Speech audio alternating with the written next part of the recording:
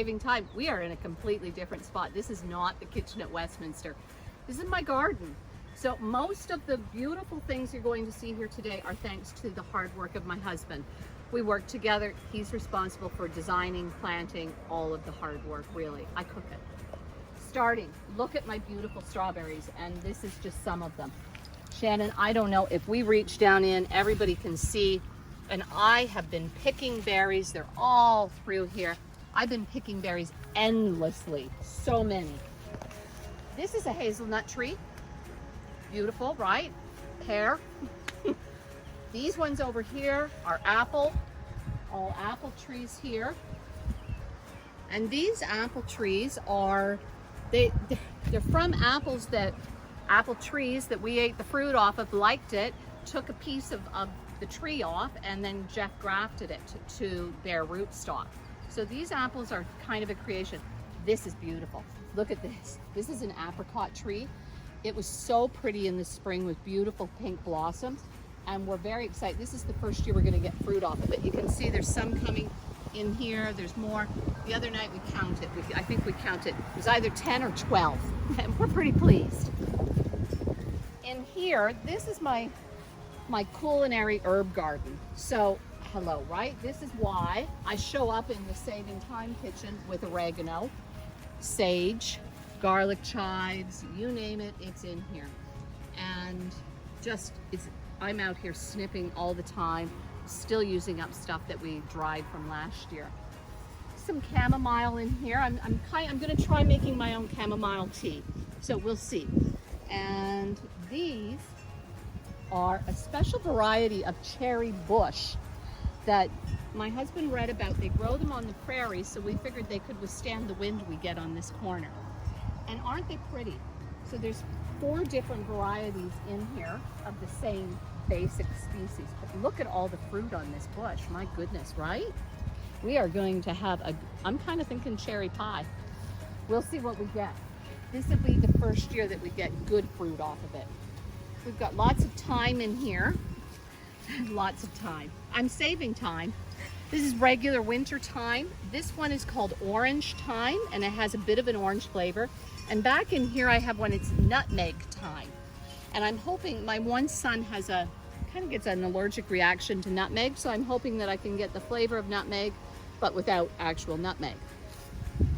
Lemon, I mean, this is your standard herb garden, right? These are the chives that I've brought in a few times in recent weeks. This is chocolate mint. I love it. I love it so much. And I put a little bit in my coffee every morning. We don't have enough of this in our diet. This is French tarragon, and I'll tell you what, the best omelet you can ever make is a French tarragon omelet. You get a little bit of that, you put it into your omelet mix. I promise you, I swear, a restaurant could be in business if that's the only thing they made was a French tarragon omelet. People would just come and eat them. They're so good, so good. That would be all they'd need to do. The rest of the front yard, I mean, it's the front yard, so we'll try to also, you know, have flowers, the usual culprits. And coming this way, Shannon, we'll walk around this way, and we're going to be able to see where I grow all the rhubarb. And this is just regular stuff, right? You come all through here, it's just flowers. And here's the line of rhubarb. So obviously I've already cut a significant amount this year, and I'm going to do another cut this weekend. Watch your step here, Shannon, there's a hose down. I'm going to do a strawberry rhubarb pie this weekend.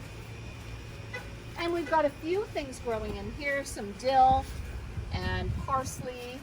We've got some leaf lettuce going. This is also because it's shady in here. This is where we're going to do spinach and arugula in the fall, so that it doesn't get the hot sun. That makes it bitter. So this is a good spot for that. And just keep watching your step there, Shannon. And this brings us to the back of my house, which is where the real fun begins. Oh my goodness. So here we are. So these are peppers and tomatoes. This is our pepper and tomato garden. And I know, right? It's a little abundant, and it seems like a lot, but oh my goodness. Look at this. Look at the beautiful peppers gorgeous stuff coming through here. All the purple flowers are peppers. And the tomato plants, right? Look at these, they're beautiful, beautiful. More. I don't even know what to say. This year, Jeff added alyssum to the tomato plant, some of the bigger pots, to help control the moisture, to keep it'll help them to keep from drying out as fast. And there's just more all through here. I mean, this is crazy. These little tiny things that look like little tiny boxwoods, they're a form of basil. Aren't they cute? I love them. I think they're so compact. There's something about them reminds me of Julius Caesar. You know, you look at those pictures of the Romans and stuff, and that makes me think of them. I love them. I think they're cute. Look at these peppers, Shannon. And these are all different varieties of peppers and tomatoes and so many things going on here. You can see, oh, I don't even, it's overwhelming really, isn't it? There's so much coming.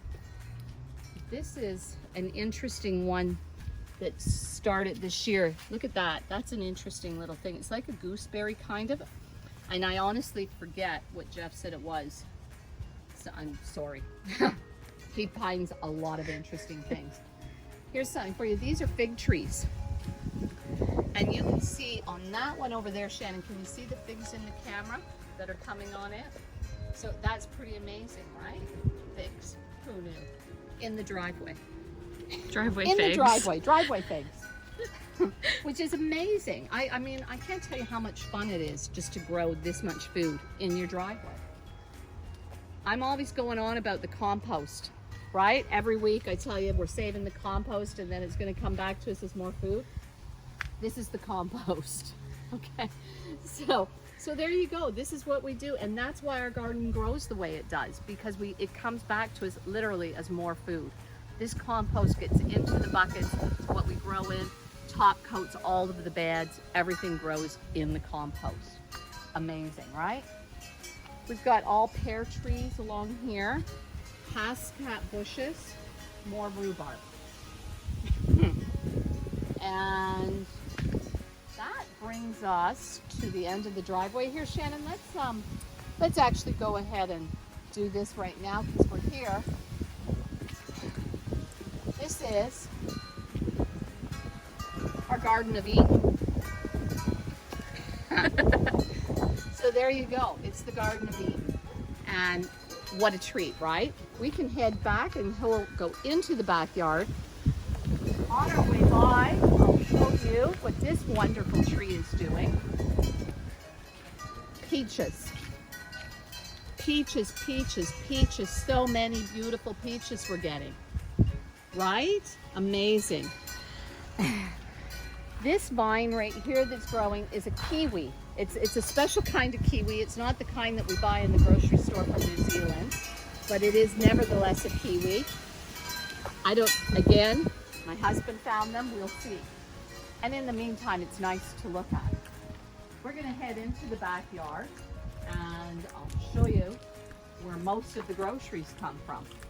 And on our way in, look at this grapevine. Can you see all the grapes coming in there? Holy mackerel, right? Isn't that beautiful? It kind of, if I stand still too long, I feel like it's trying to like attach itself to my head sometimes if I stand still for too long.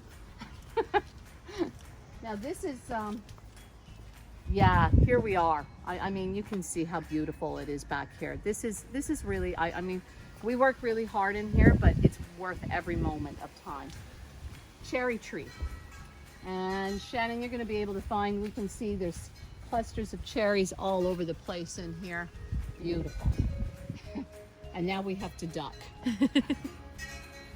Apple trees. These are all apple trees through here.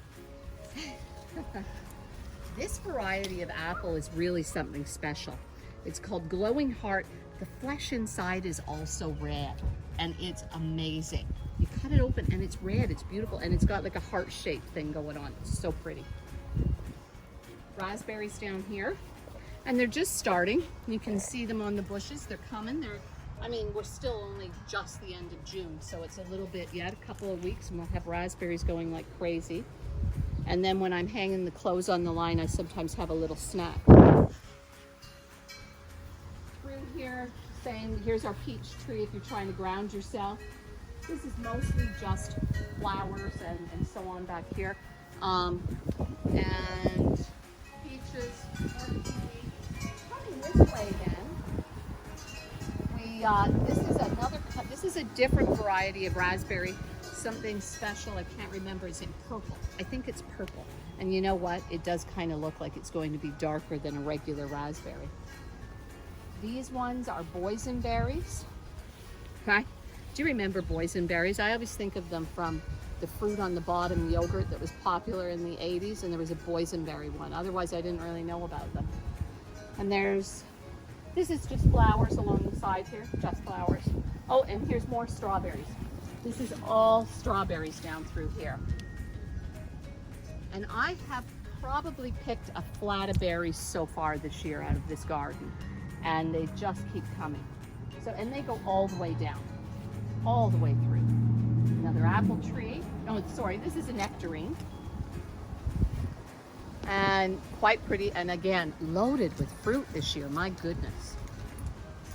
We've used these in the kitchen before for our Saving Thyme recipes. Welsh onions, they're perennial, they're beautiful. You don't have to plant them, they just keep coming. Look into those if you've got some space. More apples. These are all apples through here. And then in the center, low down, are blueberries and lingonberries. And coming in beautifully. They're relatively new. They were new last year. In the very center, there's special varieties of strawberries. They get pink flowers instead of white flowers. They're just different and fun. And in the very middle, it's a crab apple that should have beautiful flowers on it for us. All apples. They're planted in a circle and they will ripen in order. So the first one over there, the first one we saw, will be the first one to ripen. And then they work around. And that way we don't have to deal with all the apples at the same time, which would be a lot of work. More apples. Look at this. This is the plum tree. Shannon, get right in there and show them how many plums are on this tree. It is amazing. This year, I don't even know what I'm going to do with them all. There's so many. There's so many, and I just don't even know what I can do. If anyone has good plum recipes, please send them my way. Okay, just send them to me, because unbelievable how many we're getting. Wow. We can talk about that one on our way back up. Well, no, actually we're here, and then we can stop at the end. This is called an aronia bush, and they're native to North America. I really like these berries. They'll get like a deep blue, and they're beautiful. Last year I dried them, and I was putting them in the granola and stuff like that. Beautiful, nice fruit. Native to North America, easiest thing to grow. These are gooseberries. And I made gooseberry jam last year. Shannon, kind of watch when you walk through, because they're a little bit prickly, so they kind of scratch your feet when you come through. Love that. Yes.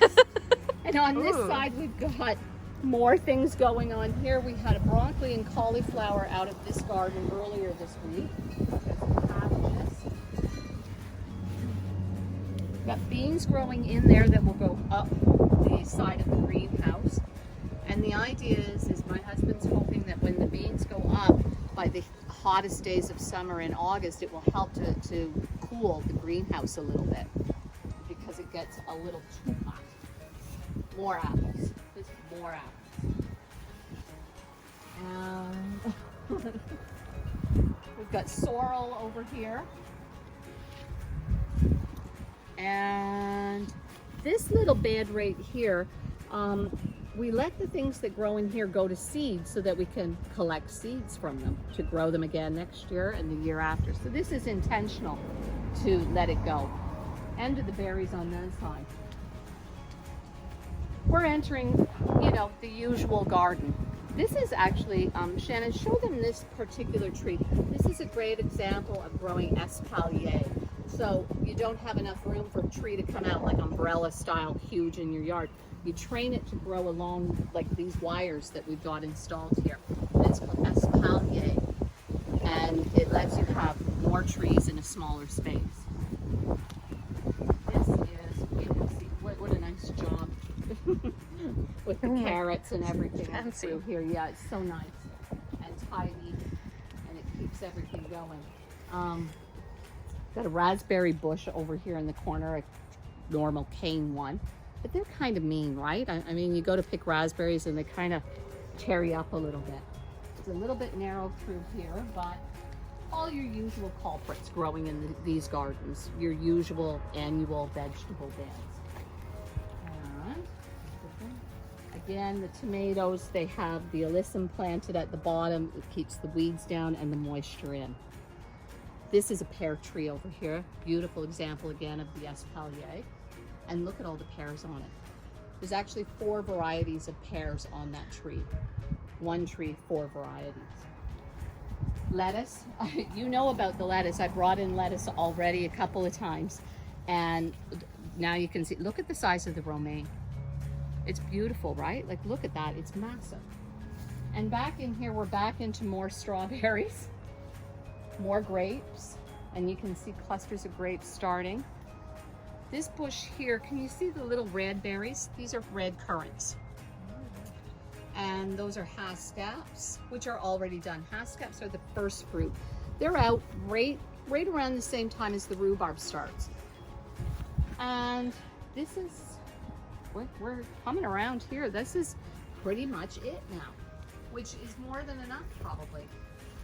Now, what's important to think about is this is just a normal house. This is not a farm.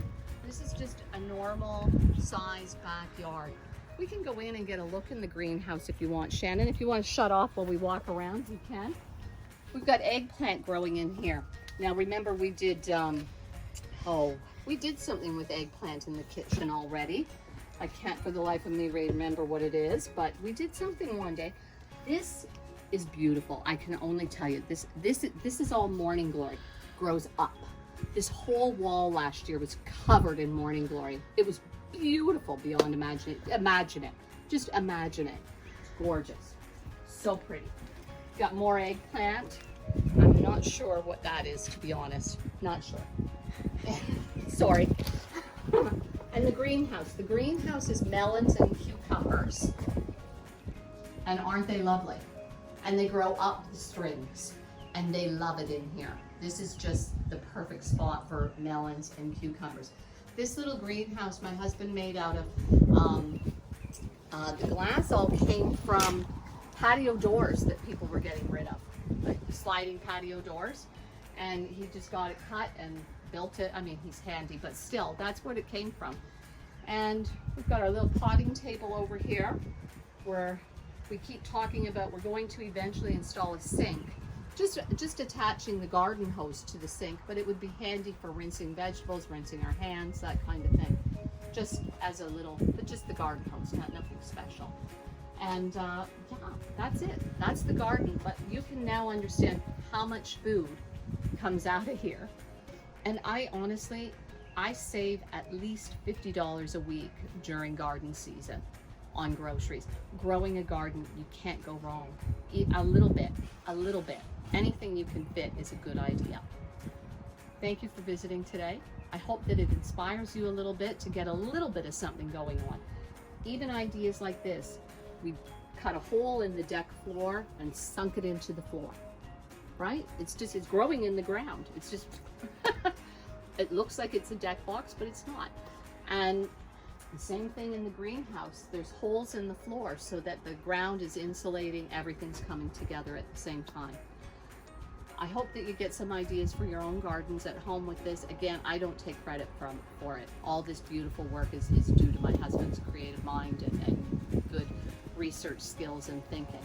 And maybe his appetite a little bit too. Take good care. I'll see you next week. Have a very happy Canada Day weekend.